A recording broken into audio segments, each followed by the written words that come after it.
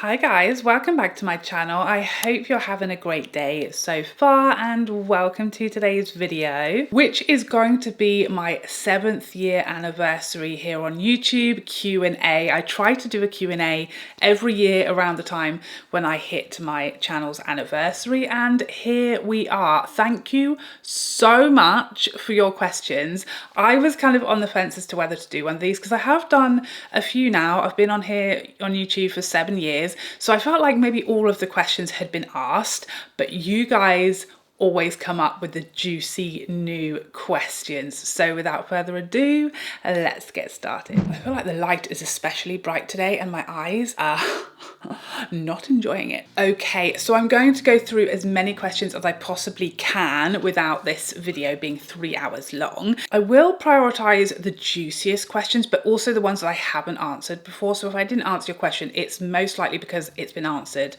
in a previous Q&A. Also, just to let you know, if you want more frequent opportunities to ask little questions, what do I think of this, how am I getting on with something like that, then I do Q&As really frequently over on my Instagram stories. So if you want more than an annual opportunity to ask me a question, then I do them more often on my Instagram. Okay, kicking us off with a great question. RL Maverick, why did you decide to be luxury only for your channel?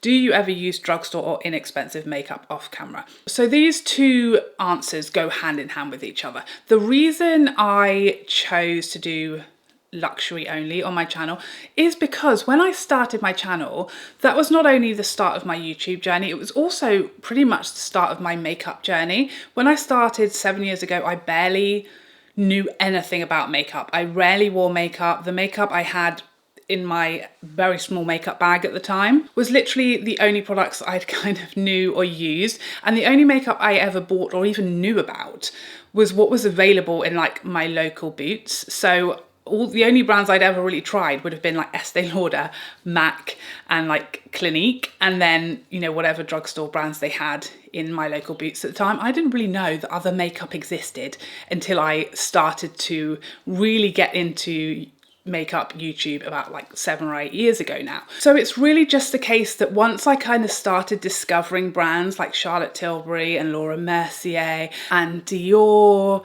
and all of those luxury high-end makeup, once I started to discover those brands and use those products, that is just what I loved, and I basically never looked back. My channel has always been a very authentic, natural version of me and my life and the products I use. I never review something that I wouldn't buy if it wasn't for my channel. Sometimes, you know, obviously I buy a lot more than I would if I didn't have a channel, but I don't just buy products for the sake of reviews. I buy products that I want to use, that I want to try, that I'm interested to try and review here. And after I sort of really got into luxury beauty and luxury makeup, that was just what I loved, and I really felt like I was sort of forcing, you know, to use drugstore makeup, and then I was getting a lot of hassle because I wasn't doing enough drugstore makeup anymore, and I thought, you know what, this is not authentic anymore. All I want to use and the brands that I'm interested in is luxury and high-end makeup. So I basically just kept my channel authentic, what I was using, what I love and what I'm interested in, and that just happens to be luxury makeup. It was like once I found it, I never looked back. I don't use drugstore makeup anymore. I haven't done for years, and that's not to be a snob. You know, I don't look down on drugstore makeup or anyone who prefers that or uses that. I just personally prefer high-end luxury makeup. It's what I love. It's what I want to personally spend my money on. No judgment to anybody else, but I'm not going to buy and use drugstore makeup on my channel when I don't in my personal life. That feels like false and fake to me, and I also think it's unfair because if I have a bias, like I don't like drugstore makeup, I'm not going to review it fairly. I'm always going to prefer luxury high-end makeup, and then I just think it's not fair. So I just review and use on camera what I use off camera. There is no separation. I don't hide drugstore products. I don't have any. I haven't for years. I'm showing you guys what I love and what I enjoy and what I'm curious about. 1973 Lynn says, what can you advise to start YouTube channel content creator? I started to post a few videos, how to grow subscribers. So I had a few questions actually about YouTube advice. I do have some videos on like how to start with YouTube, what to do, all of my tips and tricks. And there is a whole playlist on like YouTube tips and tricks, so check that out for sure. My advice to anyone who's starting a channel or struggling to grow their channel is you can waste a lot of time and energy looking at things like strategy and planning this and what time to upload and targeting demographics and analytics, and you can look at keyword planners and do all of this. But the sole thing that you actually need to focus on, the only thing that will actually work, is to make the absolute best content that you can and to sell it as well as you can. So when I say sell it, I mean catchy titles and a really drawing you in thumbnail that looks exciting, that makes people want to click on it. It's like honest clickbait. You know, clickbait is like thought of as something really negative, like you're fooling people into watching your video, but do it in an honest way, because you don't want to annoy people, they won't come back. Honest clickbait. Clickbait is literally baiting people to click on your video, but do it in the authentic manner of what the video is about. Don't lie to people, you'll annoy them. Be honest about what it's about, but make it gripping. What would make someone who sees this video in their feed click on it? Why would they? Does it look interesting? Does it solve a problem they have? Does it look like something they didn't know about? You know, make them want to click on it. And once they've clicked on it, you have to keep them there as long as possible. It has to be interesting, it has to be engaging. You've got to keep them watching your video for as long as possible. If you focus on making the best, most interesting, engaging content you can and selling it, then that is the only thing that will work. We talk a lot about the algorithm. What does the algorithm want? Blah, blah, blah. The thing that the algorithm wants most is people clicking on your videos and watching them for the entirety of the video, keeping them hooked. That's what tickles the algorithm's pickle more than any of this other stuff that we're really guessing at anyway. Just make the absolute best videos you can. You know, do it with as much energy when you're in a really positive, great place with lots of energy to put into your video. Keep it as interesting as you can. That is all you can do. There's no like trick. There's no way to fool the algorithm. There's no secret you don't know about. That's all there is. Sounds simple, doesn't it? But it's actually very hard. Aura Jackson Beauty, great question. Do you ever feel mum guilt trying to balance YouTube with life, working from home? Hope that makes sense. Yes, it does. I am a professional full-time sufferer of mum guilt. I feel like I'm the champion of mum guilt. If it was a disease, I'm terminal. I have it about everything constantly, even though I have never missed anything. I've never missed a swimming lesson, a gymnastics class.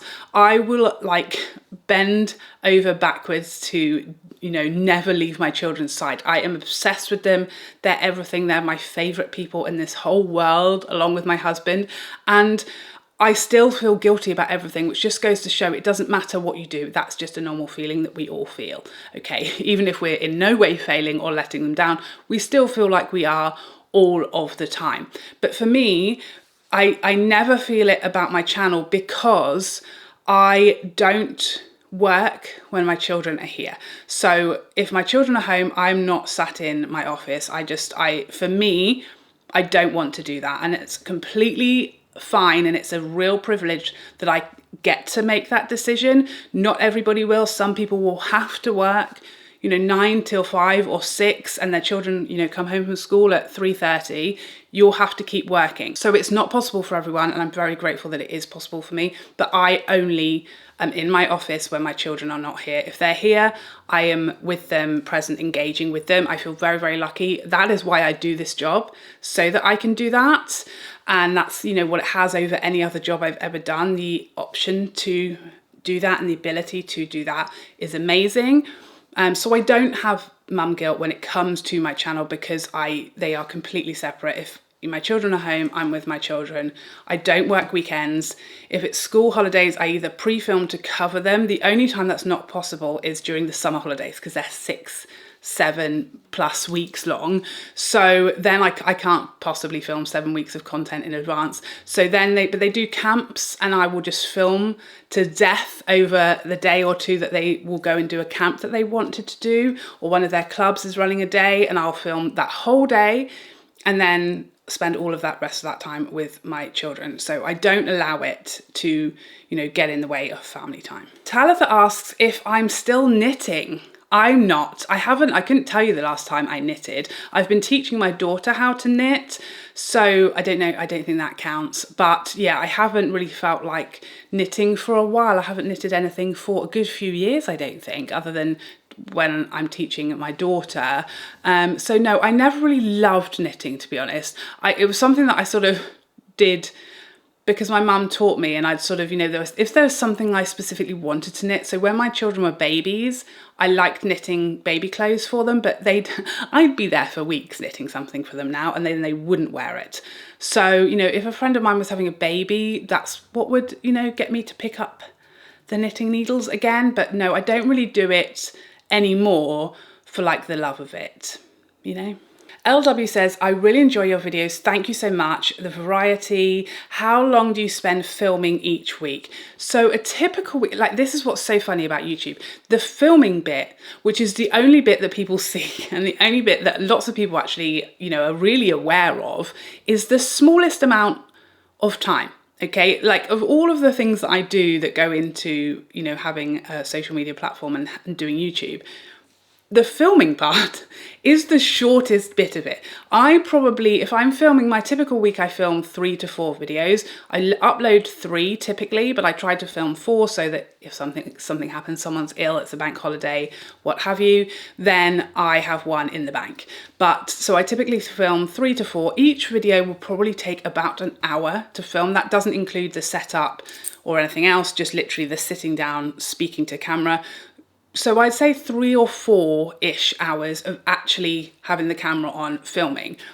It's the smallest amount of time. Editing takes per video, could be 5 hours per video. So that's a lot longer. What takes, you know, the rest of your time, for me, links, creating affiliate links for the video, filling in the description box takes hours and hours. That is a long period of what we're doing, you know, products, research, planning, ideas, all of that stuff takes the rest. There's a bit of admin involved, thumbnails, etc, etc, etc. Trends, you know, research, all that kind of stuff as well takes a lot of time. Working out what to buy, checking on what's hot, getting ready for videos, ideas, all of that stuff is the vast majority of what I do. Filming is like 5% probably of the time I work is at the actual filming. I wish I just turned my camera on, filmed, and then it was done. That would be really great. Please use Turning Signals, great name. When are you going to dibble dabble a bit in Korean skincare and makeup?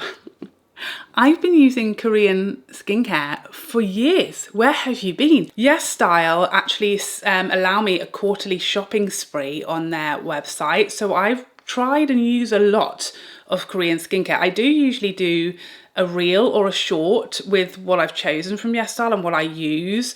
So I don't know, maybe you haven't seen my shorts, but I do use a lot of Korean skincare. I love it. I have tried bits of Korean makeup as well. I've never really found anything that I've really loved and enjoyed enough to sort of really make it into my regular rotation of makeup, but I've been dibble dabbling, okay? I've been dibbling and dabbling. Upon the Stairs says, do you get invites to any beauty PR events?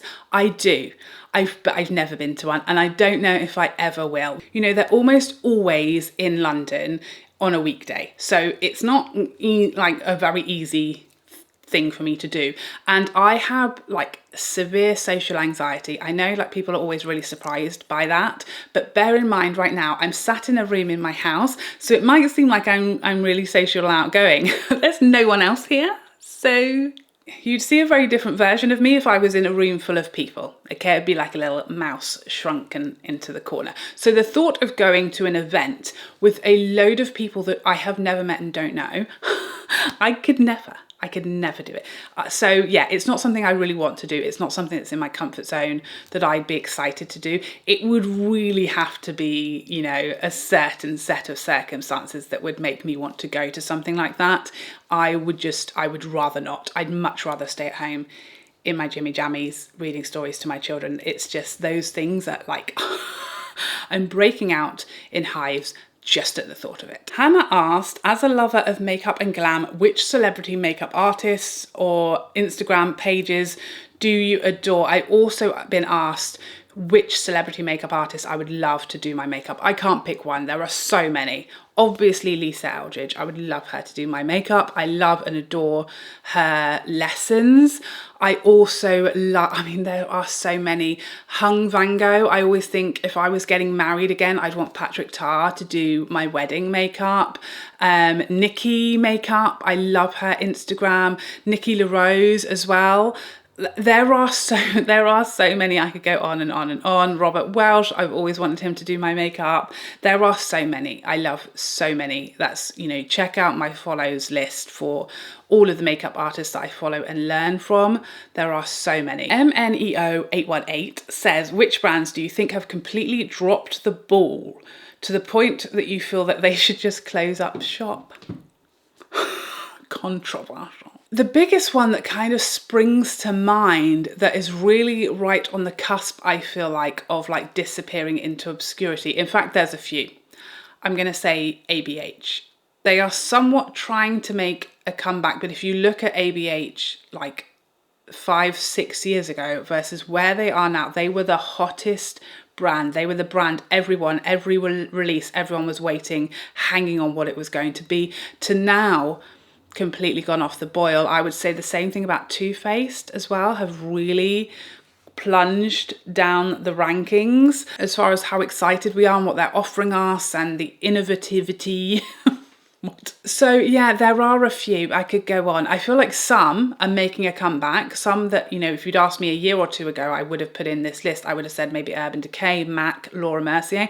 All three of those, they're coming back up. They're coming back up. I see what they're doing and I'm liking it and they're coming back. I'd say the ones that I've got my eye on that I'm concerned for, ABH and Too Faced, would be the ones that spring to mind. They just, while they haven't like disappeared, in comparison to like how viral and popular they were and talked about 5-6 years ago, they're now nowhere. They've gone from like a 10 to a 2. So Sharim McGuinness asked my advice. So again, for starting a YouTube channel, my number one top tip would be have zero expectations, okay? It's very, very likely, the most likely thing to happen when you start a YouTube channel is nothing. No growth, not earning any money for years and feeling like you're getting nowhere.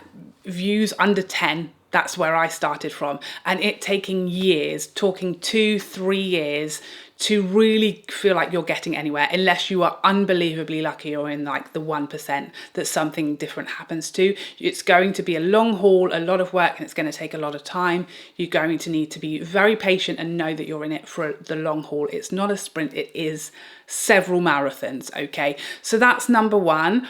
I would recommend, what I did is set yourself like a time goal, okay? Whether that be a year or 2 years or 6 months, whatever feels like the amount of time you want to give it a go for, and commit to giving it a go for that period of time. If you hate it and it's not for you and you're unhappy, obviously you don't have to see that through. But I set myself a goal of giving it a year to see if I enjoyed it. Give it a year, see what happens. Are you getting better? Are you starting to get views? Are you starting to grow? Is it something that you're just really enjoying and you want to continue? But give it, because it's very easy. In those first few weeks, it's going to be demoralizing. No one's going to watch your videos. I remember at one point saying to my husband, there are more people in this house than watched that video today. Okay, that's how it's going to start, and that's normal.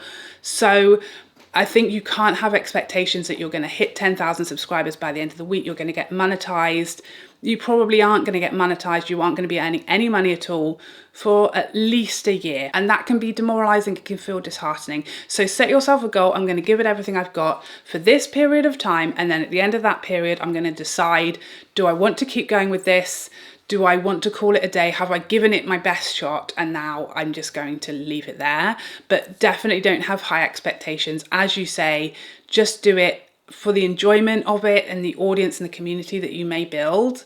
do it for that, and whatever happens, happens, but maybe set yourself a target to like try for before you sort of just give up, because it can be very easy to give up in those initial few months. Leah Miranda says, how do you find a way to wear fragrances that you love but your family don't enjoy? So this doesn't really happen very often to me. I will say that I have exceptional taste. I jest, of course. But I will say it's not very often that my husband always loves my perfumes. Like, he obviously likes the type of perfumes that I like. He always loves them. My children sometimes find like perfumes that are very smoky or tobacco heavy or very dark, warm, spicy fragrances a little too, like, overpowering. They've never hated a fragrance, but they sometimes find it like, oh, like a bit much.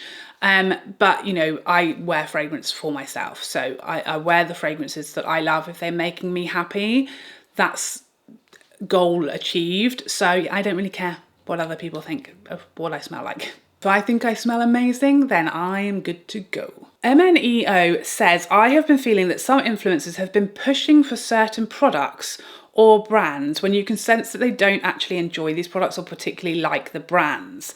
Do I have this impression? So that's not something I've kind of noticed or am aware of. But I am very fussy about who I watch and follow, and I only watch and follow people who I really feel are very authentic, that I really enjoy. But what I will say is that's maybe coming down to them doing what I said at the beginning I didn't want to do, which is when it comes to, you know, reviewing drugstore makeup or affordable makeup, or maybe reviewing brands or products that you actually aren't interested in yourself. That's easy to do. I think a lot of people feel like you just have to constantly do reviews of all of the new makeup. And obviously it's natural. There are some products there that aren't for you, that you're not interested in, that if you weren't making a video, you wouldn't have bought. And that can have that effect. If you don't really like that brand, those products aren't really your cup of tea.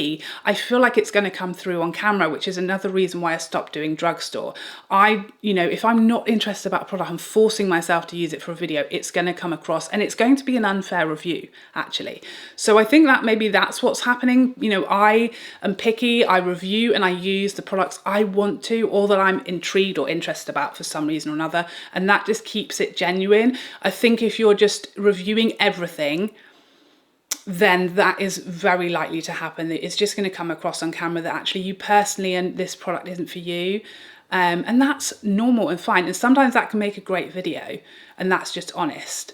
But I think that's probably potentially one of the reasons why that happens, which is why for me, I just love to keep my channel authentic. What I use on camera is what I use off of it. There's no separation. Claire says, if I had my own brand and an unlimited budget, what would be the top 5 products you would like to develop? Number 1 would be a foundation with the best shade range we've ever seen in our lives. From the whitest of white shade to the deepest of deep shade and everything in between, with all of the undertones covered, because someone's got to do it. Someone's got to do it, and it would be me. That would be my number 1 goal. It's obviously very, very hard and very, very expensive, which is why no one's done it yet, really. But that would be my number 1 thing. I would also make the perfect, dreamy, long-wearing, glossy lip formula that's hydrating. I would also make it my life's goal to find a liquid matte lipstick that is hydrating and doesn't make your lips look wrinkly and crinkly and doesn't flake off. I would do that. I would make the world's best ever mascara. You know that I would. I would also make, what would I make? I'd make an eyeshadow palette that is the perfect greens and khakis eyeshadow colour story you've ever seen in your life, with nothing missing and nothing forgotten, with the most impactful shimmers. Is that 5? Blushes. I'd make the juiciest, glowiest blushes that look shiny and sheeny but don't add texture and are powders, but they look like liquids.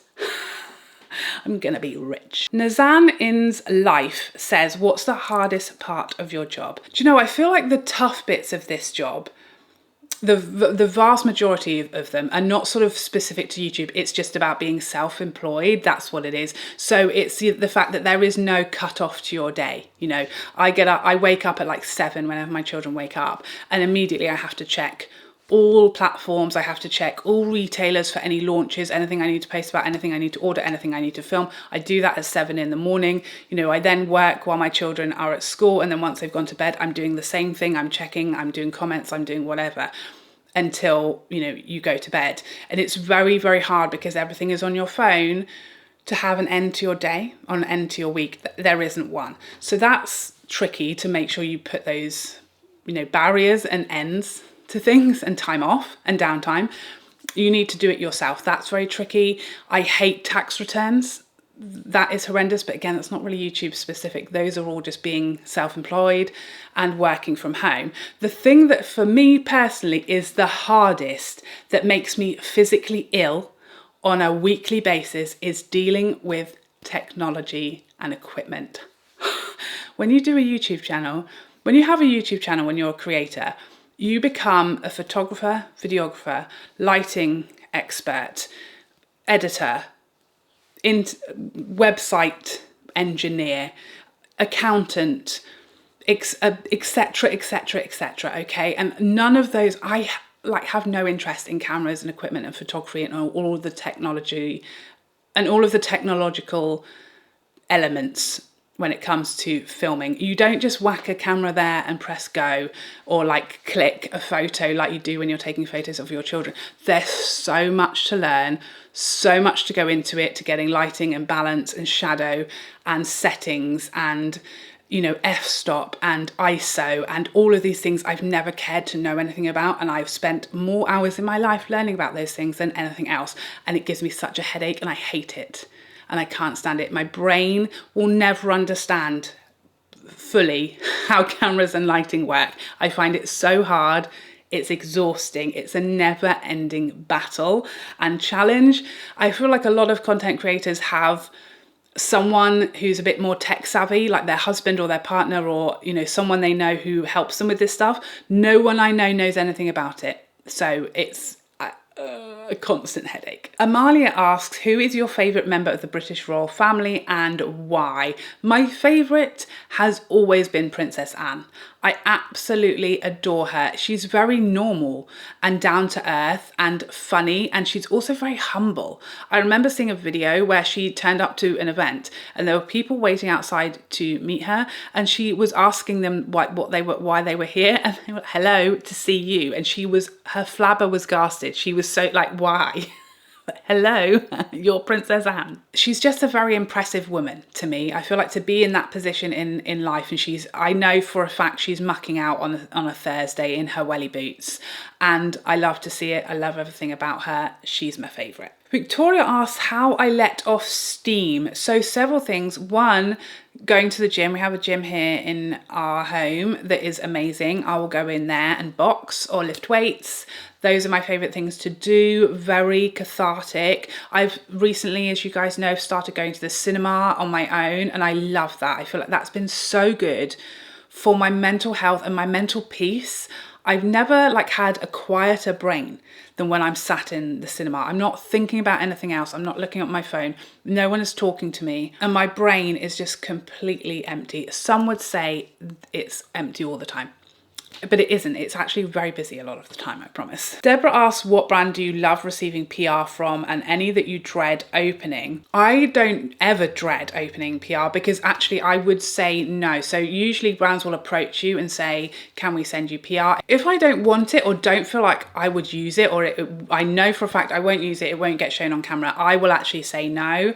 You know, it's not going to fit with my channel. I don't feel like it's a good fit. I know it won't get the exposure that you're hoping for, and I will say no. So I don't ever get PR that I don't appreciate and I'm not grateful and excited to receive, because I don't want people to waste their product on me if I know it's not going to be for me. Brands I receive PR from that blow my mind every time I receive anything from them would be Charlotte Tilbury. It has been my favourite brand for years, and the fact that they send me products sometimes, I will never get over it. I'll never be the same. Lisa Eldridge, that meant so much to me because I authentically loved her products for a long time. And the fact that they have seen my content and like it enough to send me products, it means the world to me. The other one that literally makes me cry every time I receive anything from them is Sonia G. I cannot tell you how honoured I feel to receive her brushes because they're so valuable, they're so rare,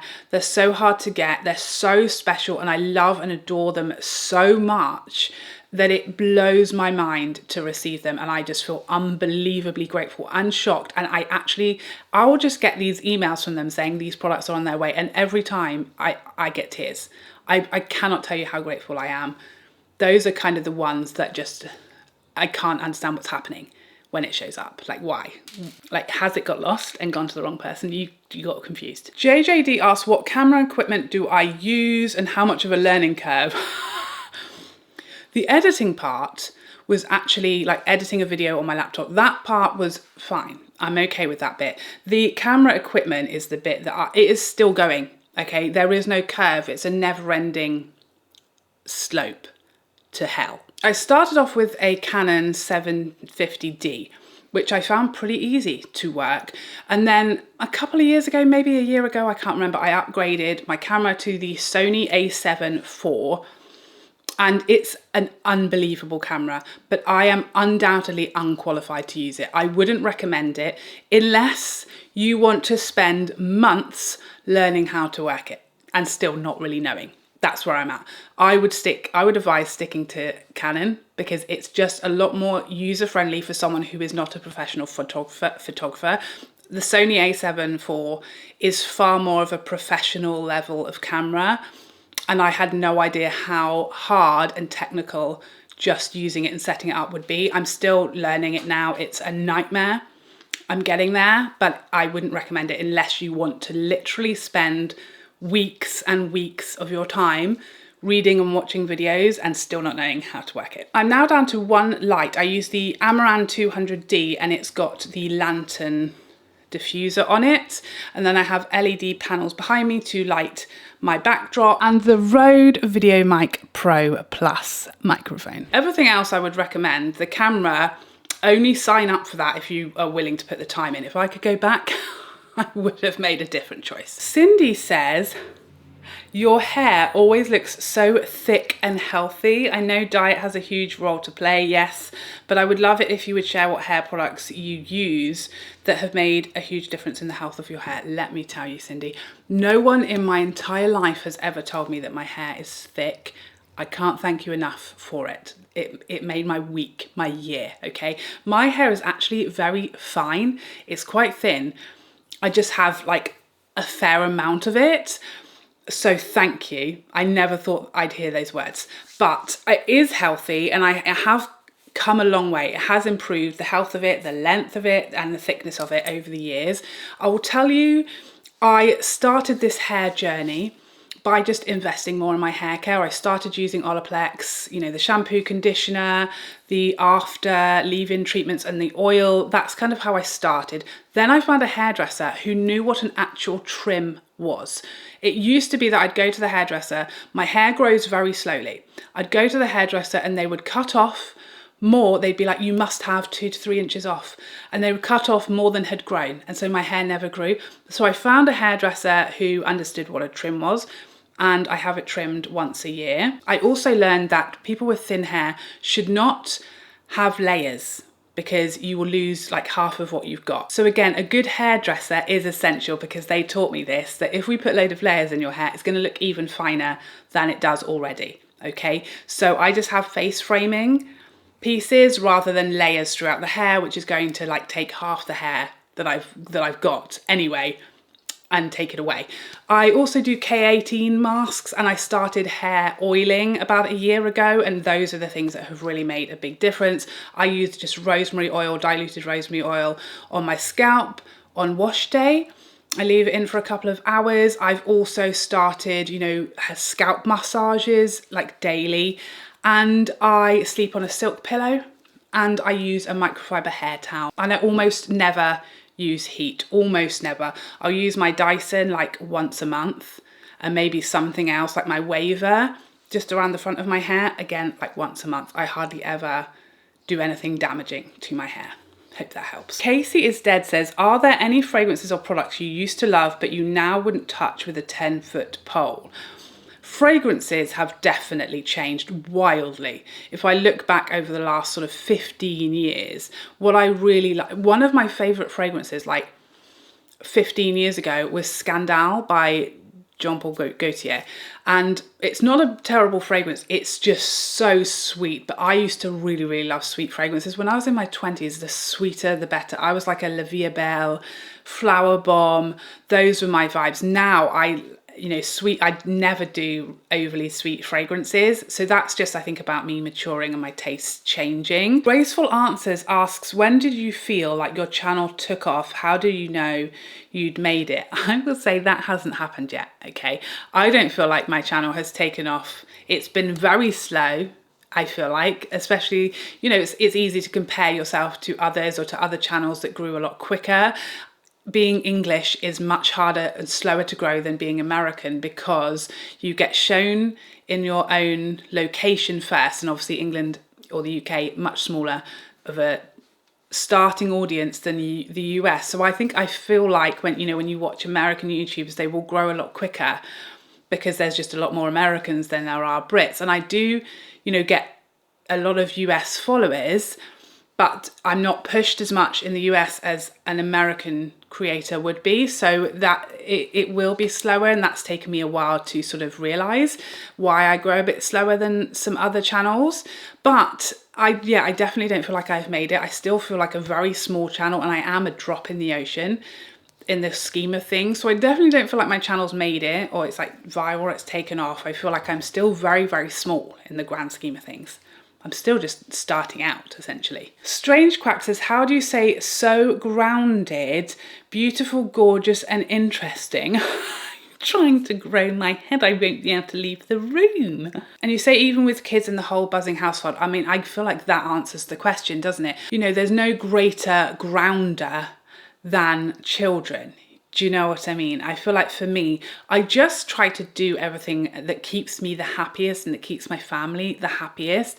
Anything that doesn't serve us, anything that I don't want to do, that I'm not happy doing, that I'm not passionate about, I just don't. And it's taken me years to sort of come to that. If I don't want to sit down and film, if I don't feel like working today, if I'm not excited to make this content, I'm not going to, because it comes across. I think if you live in your happiest, most authentic life, and you do a lot of stuff that makes you happy and gives you joy, it's infectious. I don't really know, is my true answer. I'm just rolling along, doing my best like everybody. Lynn says, have I been recognised by any subscribers? Do I feel pressure to wear makeup if I'm on the school run? Do other mums know about your channel? So I have been recognised a few times. It doesn't happen very often. Like I said, I'm still very small. I also live in a very small village. I've been asked these sort of questions before, and it's always really interesting to me what other people's school runs are like, because literally I live in a very small village. I walk my children like a minute down a lane to the school, and then they walk in the gates. I barely see another soul during the school run, and not a single person could give any number of monkeys whether I'm wearing makeup or not, or what that makeup looks. No one cares less. I don't think anyone has ever even noticed or cared whether I'm wearing makeup or not. I will go makeup free like half of the week at least. Sometimes I go makeup free the entire time, and I'll go on the school run. I'll go to the pub with my husband with no makeup on. I regularly go to the cinema with no makeup on, or days out with my children. I don't care. For me, I really love and enjoy makeup, but I don't feel I need it to leave the house. And I think that's so important, that we should all feel able to do that. It's so important. We should not feel like we have to spend an hour changing ourselves before anyone is allowed to see us. We've got to feel beautiful and content and comfortable, just in whatever we choose. And we should never feel pressured to look a certain way or be polished and put together and be wearing lipstick before anyone sees us. I feel like that's really sad to feel that pressure. I just don't care. I don't care. My husband adores me. He's definitely seen me without makeup on, and he's really the only person who, has to look at me, for very long. I will say most people that know me know that I have a channel. I don't sort of go around telling everybody, but most people are aware, what my job is, and I don't think anyone cares. No one's interested. No one's bothered. No one has ever said anything to me about it other than be interested in how it works. But yeah, I know for lots of people that judgment is a huge big thing, like in the playground and on school runs, and I just don't, maybe I don't notice it, but I just it doesn't happen here, I don't think, unless I'm just missing it. Caroline asks, is my content creation a major income for my family, etc.? No, it is not.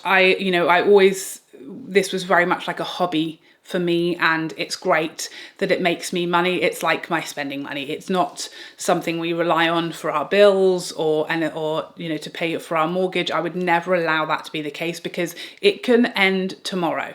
My channel can disappear or just die, or someone could, hack it and it be gone forever tomorrow. I've seen that happen to people. So I would never allow the income I generate from my channel to be like a necessity for our family. So no, it's not. It's very much like my spending money or fun money. It's not something we rely on to live. I just could never feel like that was safe to be the case. Hillmore says, do you feel like people have started treating you differently after you started YouTube? Do I miss having a regular job? What do my family and friends think about it? No one has ever treated me differently, I don't think. My daughter, who is 10 now, her friends think it's really cool, and they want to see my studio when they come here. They love to see the real YouTube studio. They think that's very cool and very exciting. But no one has ever treated me differently. And no one cares. My mum loves watching my videos. I didn't realise that she watched them until she said something recently, and I thought, oh my gosh, noted. Mental note not to slander my mum because she's watching, or talk about what I'm getting her for Christmas or something. But no, they don't. They really don't care. None of my family are really that active on social media or care really a lot about social media. They support me in anything and everything, but I definitely don't get treated differently, and they definitely don't, worry about it or get embarrassed. No one cares, honestly. I feel like maybe the people in my life are just very laid back, and we just love each other and we support each other in whatever we're doing. But, it's just our family, and it's, our jobs are just really much a separate thing from our lives and our love for each other. No one would ever treat me differently. If there was that sort of person who would judge me or, treat me more special because I have a YouTube channel, that's just not someone who would ever be around me or be in my life. So no one would ever treat me differently, not my people. Infamous Amazonian, hello. Love the name. If YouTube didn't exist, what do you think you'd be doing with the time you devote to your channel? This is interesting. I don't know. I think those of you who've been with me for a long time, when I started YouTube, I was working in my day job. I used to work in sport as an athlete, personal development manager or coach. That was my previous job, which I loved. I was made redundant when I was on maternity leave. And for the initial, and that's when I started my YouTube channel. For in the initial period, I was trying to get back into that job, but it was around it was tough because I'd just come off maternity leave. Then COVID came along and there weren't jobs in sport around that time. So then it was a few years on. I now have a big gap in my CV through no choice or fault of my own. And I just really struggled. I went to a lot of interviews, I applied a lot, and then essentially I just gave up. If it hadn't been for my YouTube channel growing and actually overtaking what my old salary used to be in that job, I probably would have just kept trying and I would have eventually got back into that industry, and I would have gone back into working in sport for sure. I loved it. If I could click my fingers and be back doing that, I probably would, even if I did juggle YouTube and that job, because I loved that so much and I do really miss it. So for sure, that's what I would do. I think if my YouTube channel ended tomorrow, whether by choice or something happened, YouTube just ceased to exist or be a thing, I may well want to go back to working in sport, but I've also always really wanted to go into foster care. I don't want to go into foster care myself. I want to become a foster parent. I've always wanted to do that. I always have intended to do that once my children are at a certain age. I don't know what age that will be. I don't feel like it's yet. I don't feel like we're ready as a family. I obviously they're my first priority, my children, and I would hate to do something that was going to really emotionally traumatize them. And the thought of children coming, because my children get attached to people, okay? They love people like me. They love with their entire being. And the thought of, you know, a child coming here and being part of our family for a few months, even maybe even longer, and then disappearing, I know that would not be good for my children, and probably not me either. But for me, I would suck that up for the sake of the children that I want to help. I don't want to do that to my children yet when they're so young and it's so hard to explain and understand. So once my children are of a certain age, and I think I'll just know when that time is, that's what I want to do. I'm gonna cry. It makes me so emotional to talk about because I've always wanted to do that. And that's what I really, really see myself doing in the future. But it has to be at like the right time for my family, and not at a time when it's really going to be something awful for them. I want them to, you know, have like their childhood and grow up and be safe and not have to experience that real trauma that would, I'm sure, come from having, you know, siblings that come and go. So that's something that I feel like when it's time and we're ready as a family, when I feel like my children are ready to and mature enough to understand that and have those conversations, then that's what I would love to do. Okay, so there you have it. I think this video has been insanely long. I'm so sorry about it. I hope you had snacks, but thank you so much for sending in these questions. They were so fun to chat to you about. I hope you enjoyed this video, and I would love to see you in the next one. Otherwise, take care for now. Bye bye bye bye bye.